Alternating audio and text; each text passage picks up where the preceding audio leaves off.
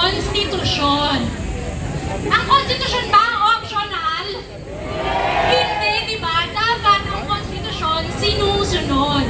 Pangalawa, kasi sabi ng taong bayan. Sige nga, nasa na ang taong bayan? Andito, nasa labas ng Senado, sinasabi, mga senador, tara na. Sara Duterte, hindi sila. At syempre, dahil pangatlo, yun ang mandato ng hustisya. Tayo pong taong Hello, ayan. Tayo pong taong bayan, pinagnakawan at pinagbibenta pa sa ibang bansa. Papayag ba tayo na magkaroon na naman ng maraming Mary Grace Piatos? Pagulong sa akin kanina nung kasama ko, yung Piatos daw cheese flavor. Ayaw po natin nun kasi ang gusto natin yung tunay sa panlasa ng mamamayang tao. At yun ang hustisya. Muli, ang panawagan po natin, impeachment trial now na, litisin si Sara Duterte. Meron din po tayong special message sa isa pang classmate na Senator Cheese. May mensahe po tayo kay Sen. Francis Tolentino. Sabi niya, bilisan na daw, fast track, 19 days tapusin yung impeachment trial kasi patapos na daw yung 19th Congress. Sorry po, Senator Tolentino. Baka po kayo, hindi kayo makakatawid sa 20th Congress, pero sisiguraduhin natin ang impeachment trial, tatawid sa 20th Congress! Tama, kasi po hindi po optional ang impeachment trial. Obligasyon po yan ng ating mga senador. At paalala po, walang expiration date ang hustisya. Kongreso ngayon hanggang sa 20th Congress, tuloy-tuloy po ang ating laban at dapat tuloy-tuloy din ang ating panalo. Dahil sabi nga po namin sa akbayan, pagmahal mo! Subscribe po tayo mga kababayan sa mga first timer dito. Subscribe po tayo. Ayan, salamat. Nanalo ang taong bayan sa laban na ito. Sara Duterte! Cheese Escudero! Konstitusyon ipatupad! Maraming salamat po. Mabuhay Tindig Pilipinas, Akbayan at iba pang mga grupong nandito. Maraming salamat! At tatawagin na natin ang magsasara ng ating programa. At bago kayo paspasan ng holy water ni Father Flammy, lahat ay inaanyayahang gumitna para sa pagsasara ng ating programa. Tinatawagan ko na ang kongresista, party list representative ng mamamayang liberal, isa sa simbolismo ng mga kababaihang matapang, hindi pasisiin, higit sa lahat sa araw na ito, malaya kasama Laila De Lima. Dito kasi bago. So inaasahan po na po iba na nasa ilalim ng tunog. Ako po na sa gitna para po sa waling speaker natin.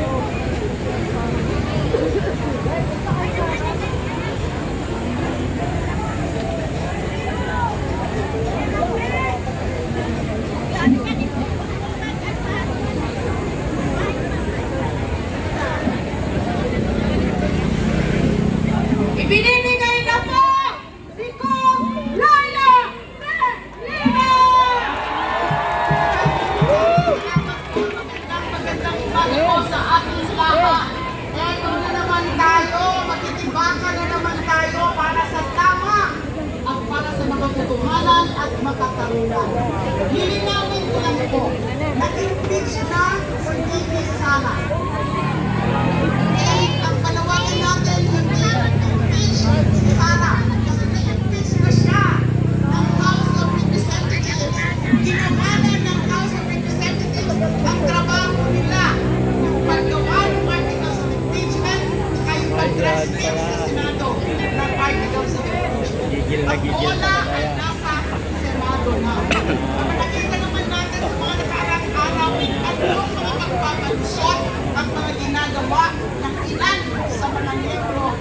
ating Senado. Nakakagalit na parang Nakabukas yung ano mo, idol? Ilaw. Hindi natin alam, hindi natin naiintindihan kung ano ang nakasulat sa konstitusyon.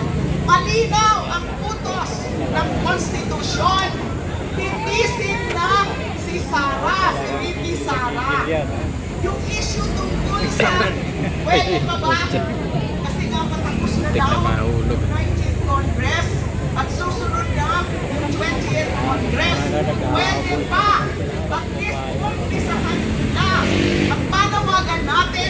Umpisahan na ang maglilitis. Matapos na yan kung hindi dito sa 19th Congress. Dapat umpisahan na. At umpisahan ito sa pamamagitan ng pag-convene mismo ng Senado bilang impeachment court. Ano pa sila bilang senator judges? Bago pa man gawin nila yung like issuance of the summons, tsaka yung magpapasagot kay Sara as respondent, tsaka yung pre-trial. Dapat, pwede ba yung araw na? Pwede ba yung month? O kaya, 3 years na period.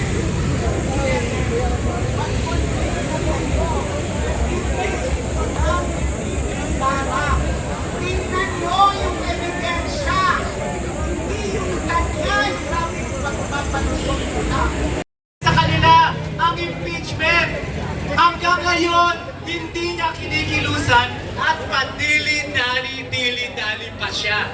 Ginagawa ba niya ang trabaho pagkaganyan? Ngayon, manggagawa kayo.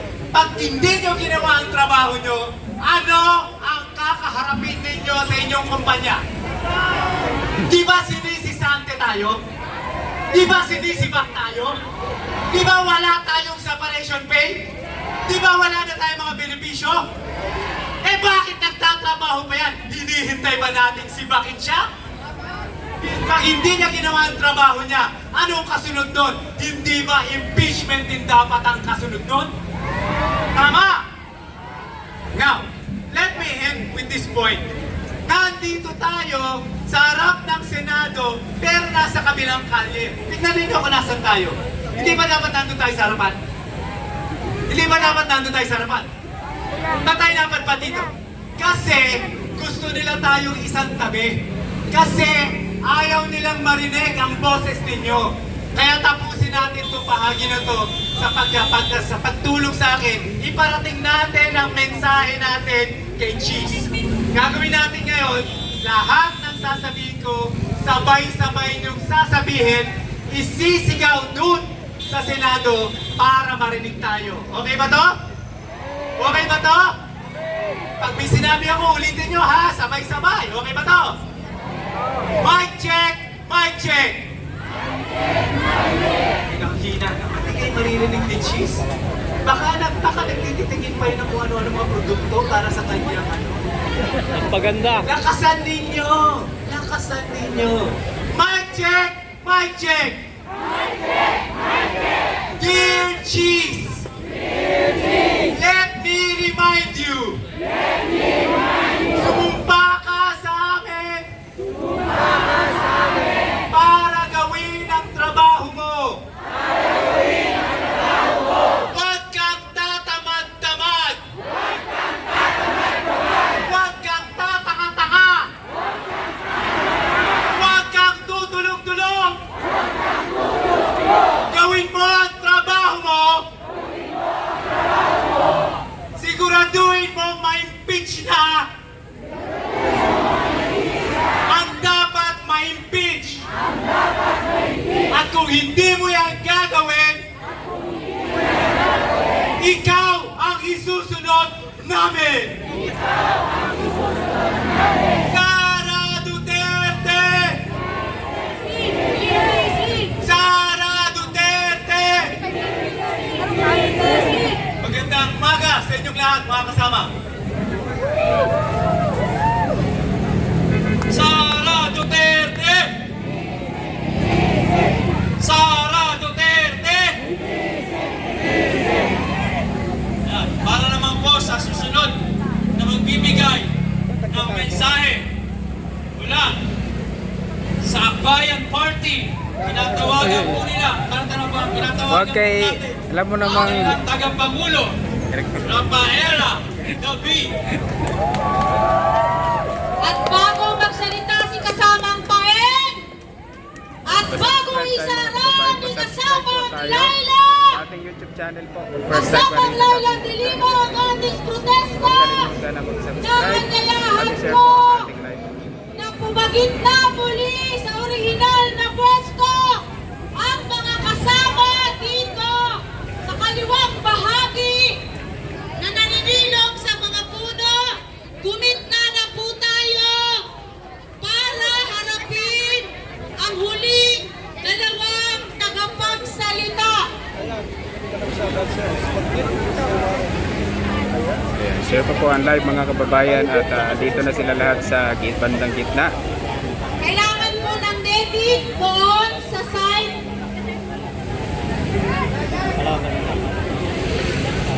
Kailangan po ng medic dito sa kanang bahagi, sa kanan ko. Medic, kailangan po ng medic.